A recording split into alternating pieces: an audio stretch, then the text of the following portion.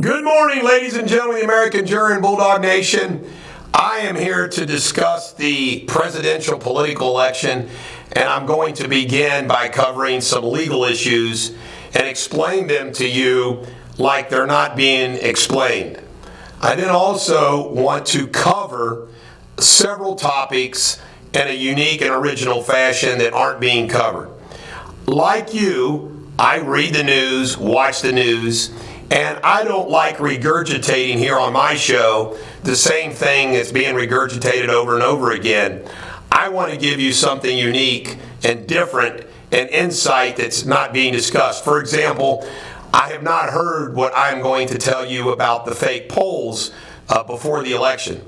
But first, let's talk some law. President Trump is filing lawsuits in every state that's currently being where votes are being counted, and he's filing these lawsuits for a variety of reasons. The biggest reason that he's filing it is to make sure that the votes that were the write-in votes, the mail-in votes, that those votes are being separated in a separate pile so they can be challenged at a later date. And of course, there's lots of fraud. Now, he will be running to federal court, state courts in all of these states, and he will be filing what is called for injunctive relief. You hear that all the time. You hear the word injunction. Here is what an injunction is. To request a restraining order, which is usually considered a very short-term injunction. Restraining order and injunctions really mean the same thing, which means to stop. An injunction or restraining order is to stop somebody from doing something. And what the law is in all the states, under the federal law as well, is you have to ask for a stopping of something to stop immediate and irreparable harm. In other words, you just can't go get an injunction or a restraining order. It is what we call extraordinary relief. It doesn't happen every day. So, for example, in these states, if Trump wants them to stop counting the votes or whatever he wants them to stop doing, he has to convince a judge that what's going on will cause him immediate and irreparable harm unless it's stopped. You also have to prove that you're likely to win on the merits of your case. And that's another challenge. So I think that he's not going to have a problem eventually getting this type of relief. Now, at the first blush, he will have a problem. Why? You're going to have a lot of Democratic federal judges or state judges that may not be interested in hearing what Trump says. Now, this is very important for you to understand. In each one of these cases, as you have a ruling, either side can appeal that to the next highest court. In the state court, you're going to the highest court, the Supreme Court of that state. In federal court, you go to what's called a district judge, a circuit judge panel, and then the United States Supreme Court. This is going to be like a funnel where you're going to have lawsuits in Georgia, Nevada, Arizona, Michigan, Philadelphia, Wisconsin, Pennsylvania. And they're going to be a funnel all headed to the United States Supreme Court. Now, I think this is very important for all of you to understand too. They have to create what's called a record, especially appellate courts. They can only rule usually what's on the record. So you have to create a record. So what Trump's people in all these states have to do is create some factual proof of the fraud that's going on. And I don't think that's going to be difficult to do. So that's what the injunction and legal process is. Now, state legislatures, each state decides how their vote is conducted, even in a presidential election. However, when you have state judges making rulings and interpreting that state statutes and their processes, you start creating these issues that could become federal issues that would be right for a federal court. Make no bones about it, folks. when you're dealing with legal issues that determine the election of the presidency, it's not going to be hard to find federal issues. The election of the president. Now, I love the fact that Trump is fighting back. He needs to fight back. And I can tell you right now, Trump would be playing the same cards Biden is playing right now, and Biden would be playing the same cards as Trump is playing if it was reversed. So when one side says, oh, no, each side would be doing the exact same thing. And those of you who are Trump supporters, let me give you a little comfort. He's going to have some really, really top-notch legal talent, and that top-notch legal talent is going to the U.S. Supreme Court, and we know that the U.S. Supreme Court has 6 Republican appointees and 3 Democratic appointees. Now, I just want to say this. In the beginning of this entire election, from Trump was elected in 2016, look at the corruption against Trump all the way through the last 4 years. Is there anybody out there in their right mind that doesn't think, are these same people capable of voter fraud, election fraud? You're damn right they are. They will do anything. And think about this. We have in play in this situation right now, Nevada, Las Vegas, Detroit, Philadelphia, Madison, Wisconsin. I mean, you have a built-in corrupt political system. Now, I wanted to give you some overview. I also want to talk about something about the polling before the election, which was clearly erroneous. Now, everybody has spoken about the reason why the media promotes that polling is to suppress the vote of the Republicans and other voters for Trump by virtue of, hey, it's not going to make any difference. Everybody's talking about that. I have yet to hear, I watched all the Fox News shows last night, Tucker Carlson, all the way through Breen. Not one person said this on any of those shows. Do you know why they lie about polls before an election? To raise money. Raise money. When donors think you're going to win, they fork over money. They pour money into campaigns. The biggest reason to lie about a poll is to raise money. And boy, did the Democrats raise money in these 3. I understand that McGrath, $70 million. Look what was spent on Lindsey Graham's race. And as something that was pointed out, I always give credit where I pull something from. Laura Ingraham pointed out last night what one of her guests is they're coming for you. In other words, the message was sent that if you get out of line or you try to advocate the appointment of a Supreme Court judge like Lindsey Graham, we're going to make sure you pay the price. We're coming for you. These are political gangsters. Political gangsters.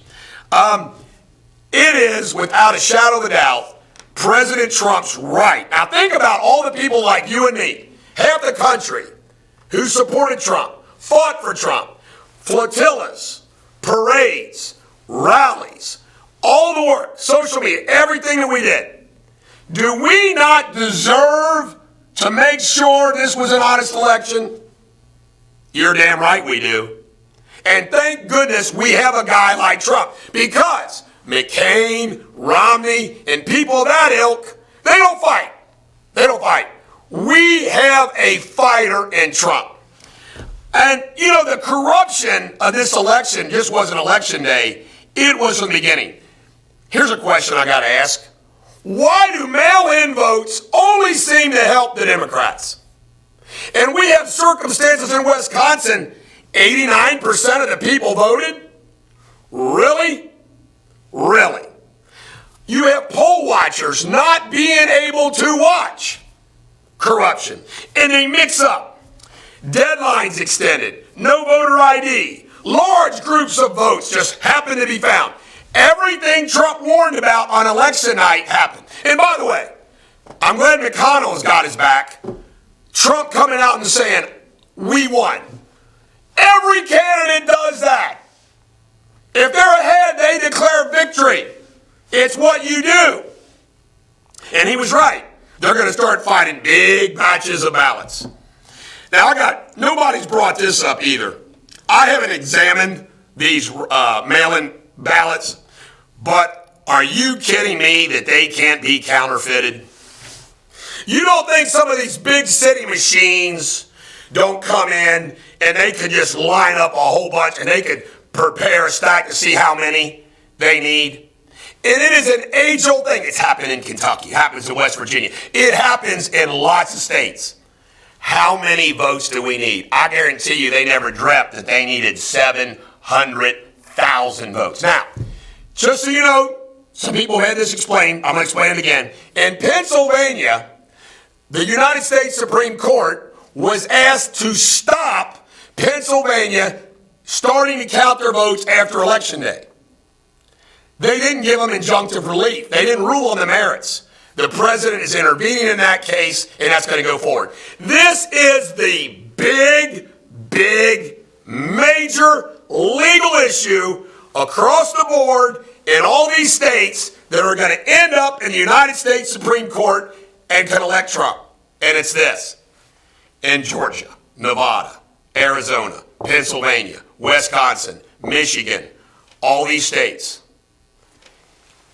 Does the laws and the rules that they used to count, accept, and review these mail-in ballots violate the state legislatures what those rules were put in place? Or, even if they did, do they violate some of Trump's constitutional rights as a candidate for the office?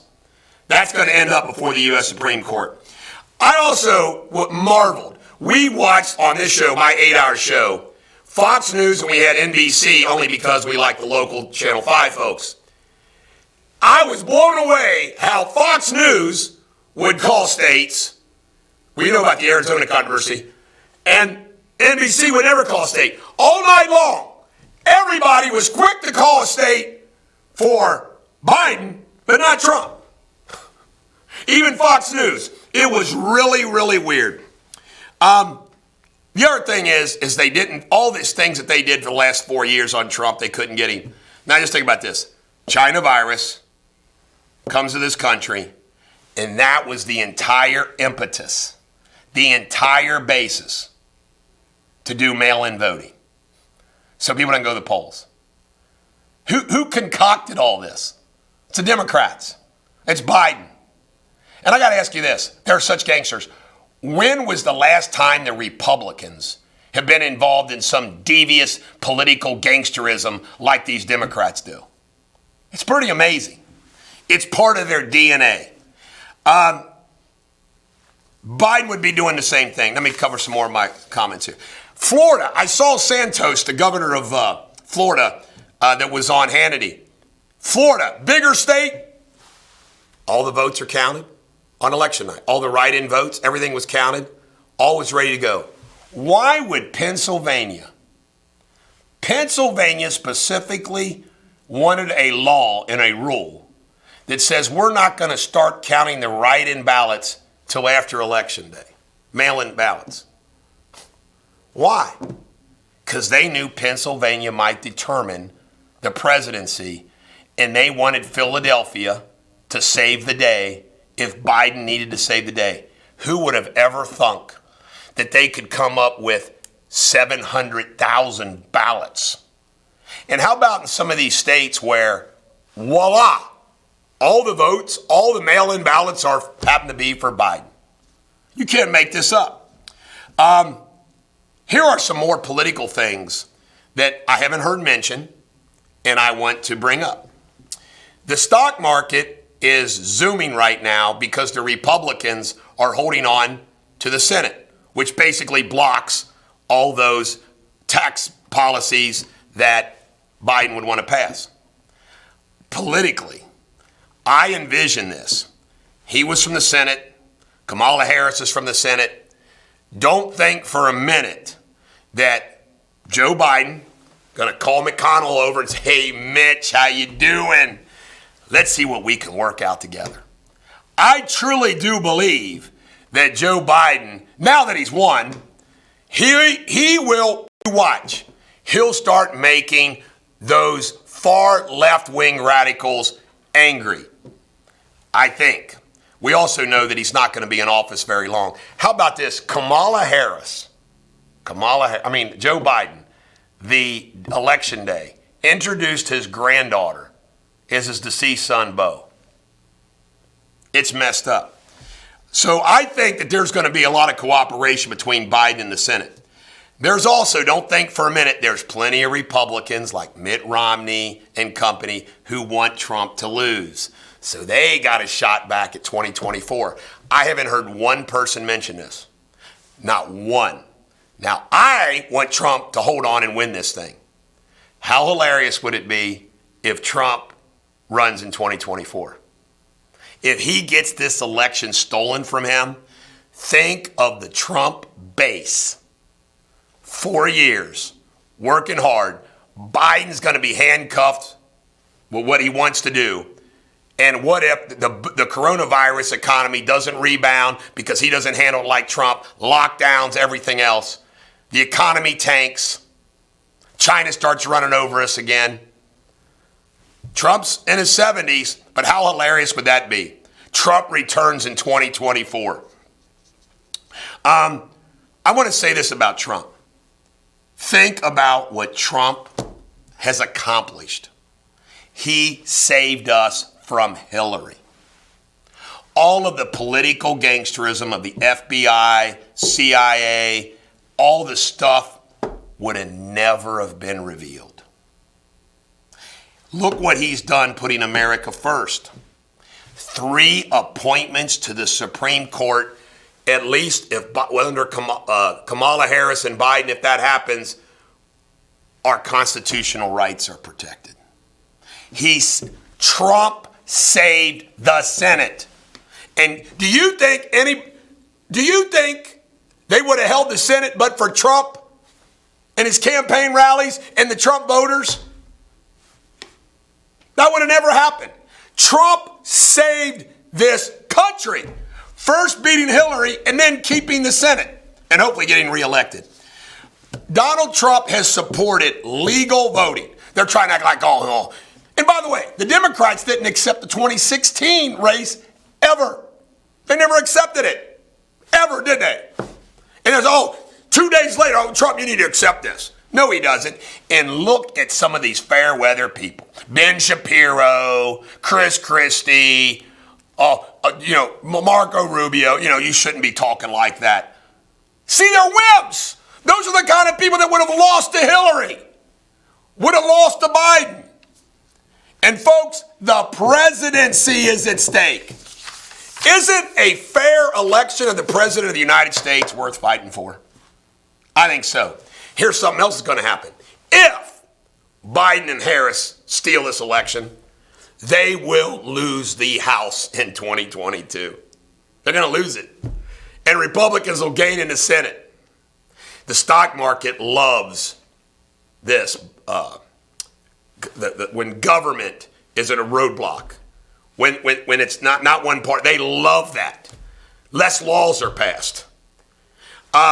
There is no question that Trump saved us from socialism, court packing, D.C. and Puerto Rico becoming a state. Unbelievable. And he is now undeniably, Trump, he saved the Electoral College, the leader of the Republican Party. Look who expanded the Republican Party. 12% of the black votes, 32% Hispanic, 30% of the Jewish vote. Which other Republican candidate would be fighting for Wisconsin, Michigan, and Pennsylvania right now? And remember, the Democrats said they were going to blow him away. He's still got a fighting chance. Arizona, he needs Arizona, Pennsylvania, Georgia, North Carolina. That's all he needs.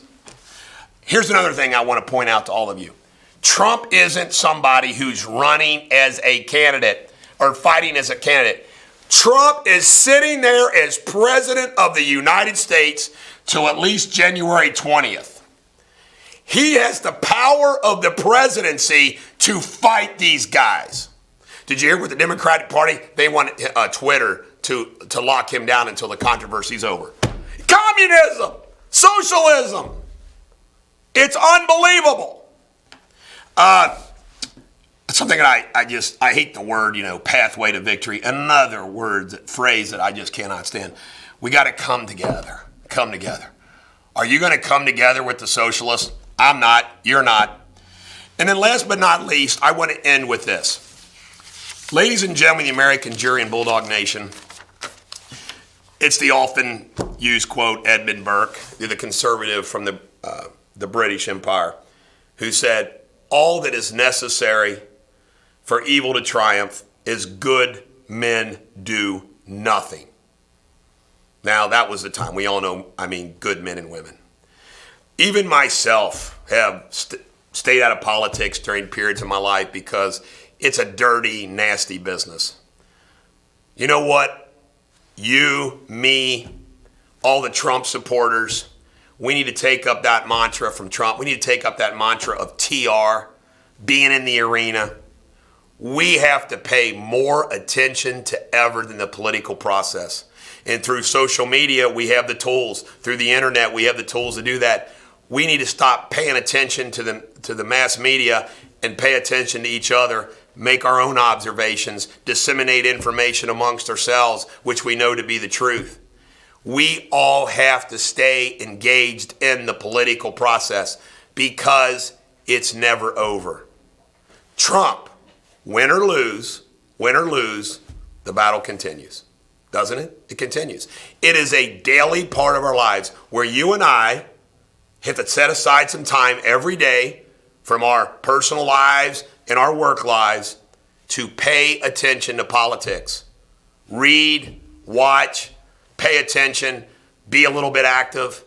I'm not talking about have to show up for rallies, just everybody pays attention to more. The way that we get good political leaders from city council, county commission, all the judges, all the way up to the president of the United States is good people being involved. Politics sucks, but it doesn't mean that we shouldn't all be involved in it. Because if we're not, bad things happen. And I'm telling you right now, I'm going to close with this. Trump, think about it. He's going to fight and win this thing. If he doesn't, how about Trump in 2024? How hilarious would that be? Republicans held the Senate, they'll win the House. Folks, it's common knowledge, it's being reported all over the place. The Dems aren't happy at all. They thought they were going to take it all. They didn't. They're already asking for Pelosi's job. So there you have it. Ladies and gentlemen, the American Jury and Bulldog Nation, keep the faith, keep on fighting. Every dog has their day. I hope today is yours.